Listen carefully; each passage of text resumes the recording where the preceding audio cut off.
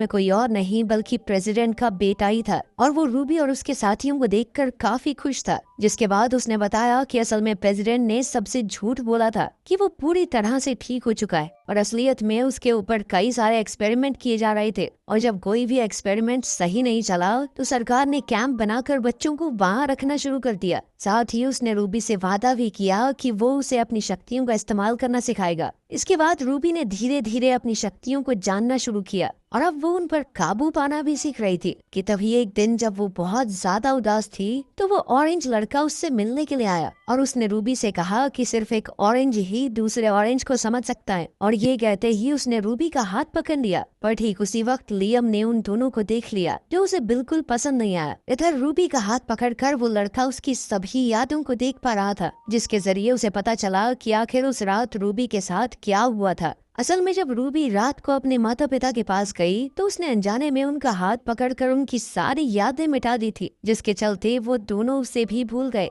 पर ये सब देखकर वो ऑरेंज लड़का बहुत ज्यादा हैरान था क्योंकि ये सब करना तो उसे तक नहीं आता था और अब वो रूबी से ये सब सीखना चाहता था। लेकिन रूबी ने बताया कि वो खुद भी नहीं जानती कि वो ये सब कैसे कर पाती है। उस देर बाद जब वो कमरे से बाहर निकली तो उसकी मुलाकात लियम से हुई जो उससे काफी नाराज था और उसका कहना था कि वो जानता है कि उन दोनों के बीच क्या चल रहा है। रूबी ने उसे समझाने की कोशिश की कि वो गलत समझ रहा है और साथ ही उसका कहना था कि वो दोनों चाहकर भी कभी पास नहीं आ सकते क्योंकि उसे डर था कि वो लियम के साथ भी वही ना करते जो उसने अपने माता पिता के साथ किया था।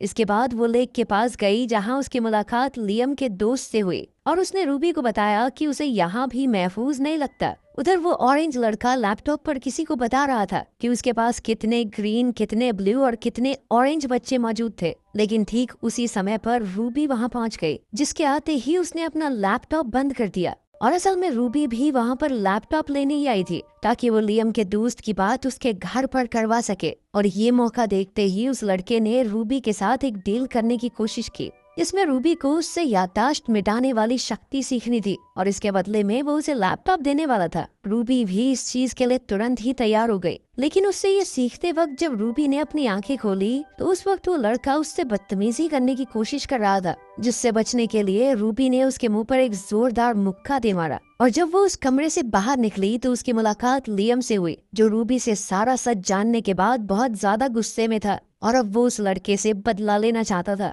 लेकिन रूबी ने उसे किसी तरह से रोक लिया।